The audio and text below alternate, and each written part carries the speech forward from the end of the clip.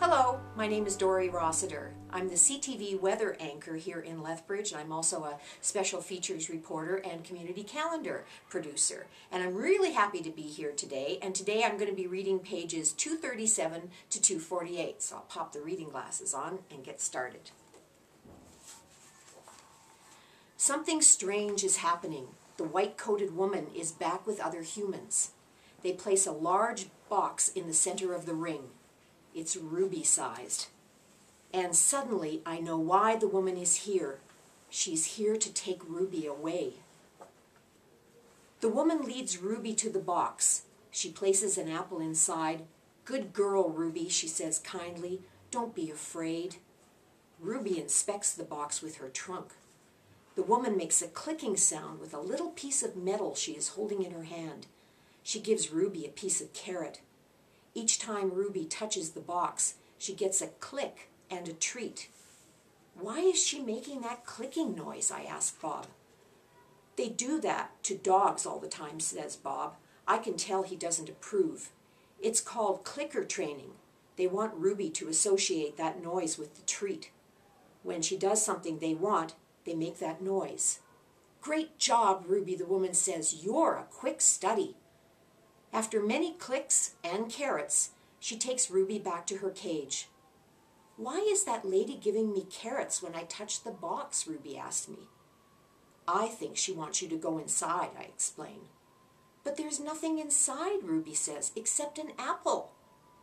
"Inside that box," I say, "is the way out." Ruby tilts her head. "I don't get it." "See the picture of the red giraffe on the box? I think the lady is from the zoo. Ruby, I think she's getting ready to take you there." I wait for Ruby to trumpet with joy, but instead she just stares at the box in silence. "I'm not sure you understand. That box might be taking you to a place where there are other elephants," I say. "A place with more room and humans who care about you." But even as I say these words, I remember with a shudder the last box I was in. "I don't want a zoo," Ruby says. "I want you and Bob and Julia. This is my home." "No, Ruby," I say. "This is your prison." The lady comes again. She brings an animal doctor with an awful smell and a dangerous-looking bag. He spends an hour with Ruby, poking and prodding. He looks at her eyes, her feet, her trunk. When he's done with Ruby, he enters my cage. I wish I could hide under knot tag like Bob. Instead, I do a nice, loud chest beat, and after a moment the doctor retreats. "We're going to need to put this one under," he says. I'm not quite sure what that means, but I strut around my cage feeling victorious anyway. No one asks me to paint today. No one asks Ruby to perform. There are no shows, no visitors, unless you count the protesters. Max stays in his office all day. I wake up from a long morning nap. Bob is on my belly, but he isn't asleep. He's watching the ring, where 4 men are placing a large metal box. It's me-sized.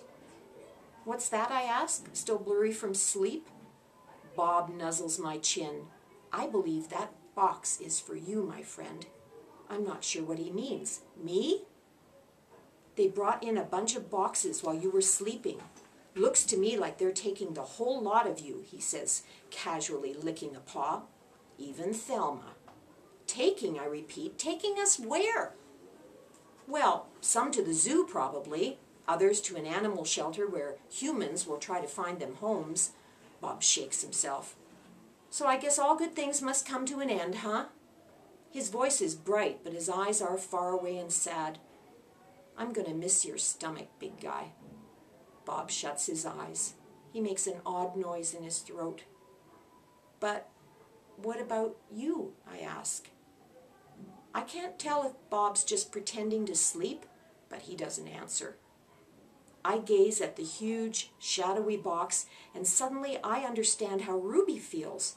I don't want to go into that box. The last time I was in a box, my sister died. When George and Julia come that night, George doesn't get his mop or his broom. He gathers up his tools and belongings while Julia runs to my cage. "This is my last night, Ivan," she says, and she presses her palm to my glass. "Mac fired my dad." Tears slip down her cheeks. "But the zoo lady said maybe they'll have an opening there in a while, cleaning cages and stuff." I walk to the glass that separates us. I put my hand where Julia's is, palm to palm, finger to finger. My hand is bigger, but they're not so very different. "I'm going to miss you," Julia says, "and Ruby and Bob, but this is a good thing, really it is. You deserve a different life." I stare into her dark eyes and I wish I had words for her. Sniffling, she goes to Ruby's cage. "Have a good life, Ruby," she says. Ruby makes a little rumbling sound. She puts her trunk between the bars and touches Julia's shoulder. "Where is Bob anyway?" Julia asks. She looks around under tables, in my cage, by the trash can. "Dad," she calls, "have you seen Bob?" "Bob? Nope," George says. Julia's brow wrinkles. "What's going to happen to him, Dad? What if Max shuts down the whole mall?"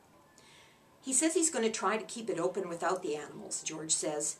He stuffs his hands in his pockets. "I'm worried about Bob too, but he's a survivor." "You know what, Dad?" Julia gets a gleam in her eye. "Bob could live with us. Mom loves dogs and he could keep her company and Jules. I'm not even sure I have a job yet. I might not even be able to feed you, let alone some mutt. My dog walking money." "Sorry, Jules." Julia nods. "I understand." She starts to leave, then runs back to my cage. "I almost forgot. This is for you, Ivan." She slips a piece of paper into my cage. It's a drawing of Ruby and me. We're eating yogurt raisins. Ruby is playing with another baby elephant, and I'm holding hands with a lovely gorilla. She has red lips and a flower in her hair. Look, I always do in Julia's pictures, like an elephant fellow, but something is different about this drawing. In this picture, I am smiling.